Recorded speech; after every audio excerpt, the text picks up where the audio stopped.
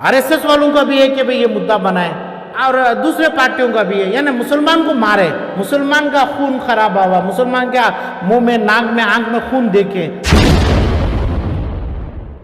ये लोग जो है, ये लोगों का ये साजिश है अभी 2023 के इलेक्शन में।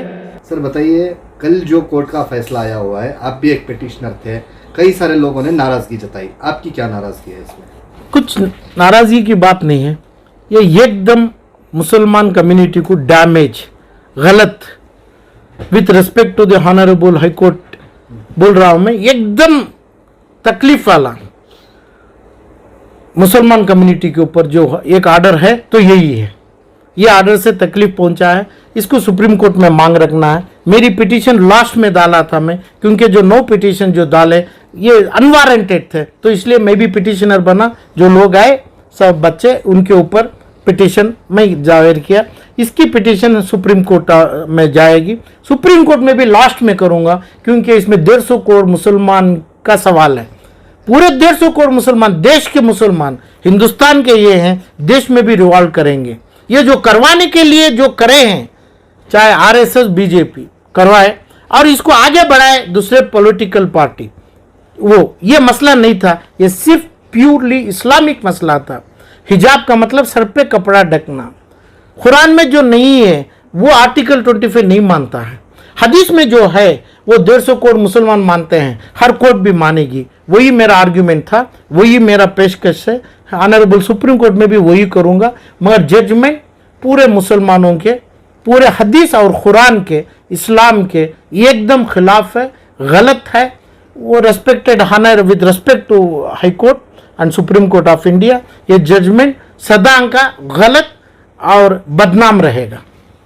तो क्या कहेंगे सर आप इस तरीके का जो जज ने कहा है, नहीं, जवाब दिया है? Indian constitution doctor Ambedkar ji जो बनाए, सिर्फ इतना ही ऑनरेबल रेस्पेक्टेड कोर्ट्स पे ज़्यादा काम किए हैं, काम करना मांगता है। हदीस का काम अमीर शरिया का, 150 करोड़ मुसलमानों का, मुस्लिम पर्सनल लॉ बोर्ड का, इनका होता है।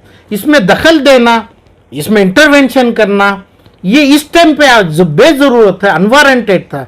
मगर इसलिए फैसला इंडियन कॉन्स्टिट्यूशन के तहत जो इस्लामिक तरीक़े के ऊपर उन्होंने बात किए, कुरान को जो इंटरप्रेट किए, ये तमाम गलत, हमारे लिए नुकसानात, पूरे 150 करोड़ मुसलमान के लिए भी नुकसानात जजमेंट करके इसलिए बोला। सिर्फ इंडियन कॉन्स्टिट्यूशन के ऊपर बोलना मांगता था, तो वही ऑनरेबल सुप्रीम कोर्ट के आगे रखेंगे।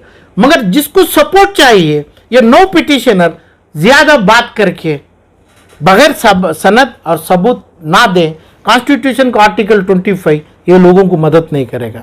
सर क्या समझते हैं सर, कौन है इसके, मतलब कौन है जिम्मेदारी इसकी? भाई शुरुआत की है आरएसएस, इसे ख़त्म किए पॉलिटिकल पार्टी, यानी एसडीपीआई, कांग्रेस, जेडीएस, जिसको अमीर शरीयत शाल पोशी किए जेडीएस के लीडर को, और कुमार स्वामी को, एचडी कुमार स्वामी को। ये लोग जो है, ये लोगों का ये साजिश है अभी 2023 के इलेक्शन में, यानी 2023-24 दोनों की है।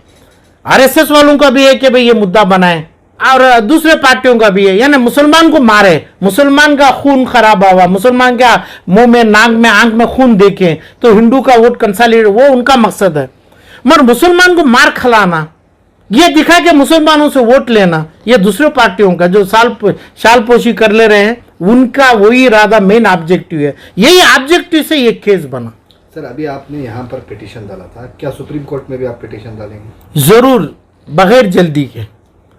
क्यों सर? मैं जल्दी, इसमें जल्दी करने का नहीं है, ये मेरा माल नहीं है, ये मेरी जात नहीं है। जो भी बच्चे आए हैं हिंदुस्तान के पूरे 18-22 करोड़ के लोगों के ऊपर बनेगा ये, और देश के पूरे 100 करोड़ के ऊपर के लोगों को अफेक्ट होगा वो।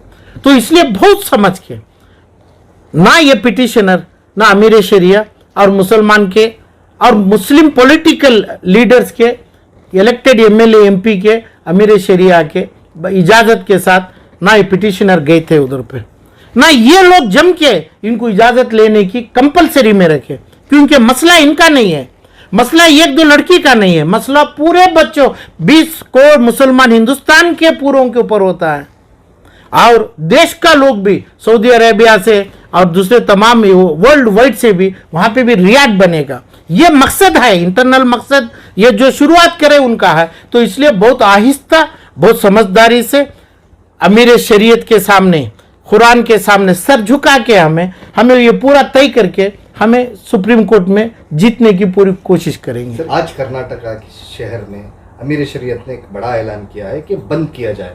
आपको क्या लगता है सर, इस बंद करने से लोगों को क्या फायदा होगा? 17 जुमेरात मार्च के बंद अमीर शरिया है, हमें इसकी सपोर्ट करना है। इन्हों फतवा दिए, ये फतवे को माने नहीं तो सजाएं मिल जाएगी, सजा देंगे, अमीर शरिया देंगे, उनके साथ जो पॉलिटिकल पार्टी है उन्हों भी देंगे, फतवे को मानेंगे। मगर ये फतवा बहुत पहले देना मांगता था, बहुत, यानी जो मसले जब भी आए हैं, ट्रिपल तलाक हुआ तब भी देना मांगता था। ये ट्रिपल तलाक, एक तलाक दुरुस्त है सर, लेकिन आए ना अभी। तलाक के बाद 3 महीने के बाद दूसरा तलाक, अब एक 3 महीने के बाद ये समझाए नहीं, इसके लिए ये ऐलान नहीं दिए, कोर्ट में हार लिए, सुप्रीम कोर्ट में हार लिए, पूरे मुसलमानों की बेइज्जती हुई। तो वहां पे ऐलान नहीं, ये मुस्लिम पर्सनल लॉ का और इनका अमीर शरिया का होना चाहिए था, हमें समझाना चाहिए था ट्रिपल तलाक क्या है। और दूसरा ये जो चीज़ है, देर आया दुरुस्त आया, सवाल नहीं है, सवाल सही टाइम पे, सही कंट्रोल में, सही शरिया में, कुरान और हदीस की रोशनी में हर आदमी, हर लड़की जो तकलीफ है उनके पास ही होके, पूरे जमा होके ये काम करना मांगता था। हमें यही काम सही होना था। ये फतवा भी सही है, एकदम सीरियस फतवा दिए हैं, मगर पहले फतवे का मतलब भी उनको मालूम नहीं था। इसलिए ये केस भी सुप्रीम कोर्ट में आज भी हार हुई है, आज उसकी बेइज्जती हुई, केस नहीं लिए कल जो ऑनरेबल सुप्रीम कोर्ट में, मुसलमान की बेइज्जती फिर भी हुई है। ट्रिपल तलाक सर के ऊपर डाल के जो 5000 साल से 2000 साल से होता था उसको मानने रखे ये शरिया लोग हमारे। कुंदापुर का जो मसला हुआ, 6 लड़कियों, 15 लड़की अंदर बैठी, 6 लड़की, और मंगलूर हुआ, हर जगह कर्नाटक में हुआ, उसके ऊपर मुसलमान MLA, मुस्लिम लीडर्स, उनके माँ बाप के साथ जम के तकरीबन 1 से 5000 पुलिस केस प्रोसिक्यूशन करके इनको CMM कोर्ट में खड़ाना था। कानून वही है, कानून में जो बोला है सिर्फ PUC के ऊपर बोला है, PUC के ऊपर कपड़ा अंदर बाहर पहनो, अंदर आपका ले निकालो, है ना। सर का बोले नहीं, हम ना जायज़ है सर का ही, हाथ और सूरत का हमें निकाल सकते हैं, फेस हम बता सकते हैं, उसका नहीं। तो ये जब ज्यादती हुई, उसका पुलिस केस कहाँ करे? पुलिस केस हर जगह कानून में प्रोसिक्यूशन करके इनको जेल करवाना ये हक होता था। इसका मसला यही था। यहां से ये पुलिस केस के साथ हम कोर्ट को जाते तो बहुत अच्छा रहता था। यही ऑनरेबल जस्टिस भी यही बताए थे, चीफ जस्टिस, क्या बच्चों को क्या तकलीफ हुई, क्या हुआ, क्या कोर्ट था, ये कुछ भी नहीं लिखा था। तो लिखने की जरूरी तो जल्दबाजी में लिख दिए, जल्दबाजी में करे थे। इसका हल ये था कि भाई हमें पुलिस केस करना था, पुलिस केस ना करे, होम मिनिस्टर के पास लेके जाना था। होम मिनिस्टर के पास जाने की एंट्री सिर्फ MLAs को थी, चाहे वो JDS की भी हो, जिसकी मुसलमान की पूंजी लिए हैं उनकी भी थी, होम मिनिस्टर के पास जाना था। ऐसे 100, 500, 1000 पुलिस केस करते, ये केस के साथ हम ऑनरेबल हाई कोर्ट को जाते तो एकदम सही होता। ये जुडिशियरी को जाने का केस नहीं था ये, तो ओनली पुलिस केस। मुसलमान के पास जो उधार लिए हैं पैसा, यानी वोट के तहत, उनकी जिम्मेदारी थी, उन्होंने home minister, chief minister of Karnataka के साथ ये करके ये मसला उधर ही जाता था। जुडिशियरी में बहुत स्ट्रांग करता था, ना वो करे ना ये करने वालों को रोके। ये भड़काऊबाजी में, ये चीज़ में हिंदुस्तान के 18-20 करोड़ मुसलमान सफ़र होने के लिए, उसका बेनिफिट ये पॉलिटिकल पार्टी लेने के लिए ये पूरा मचाया गया।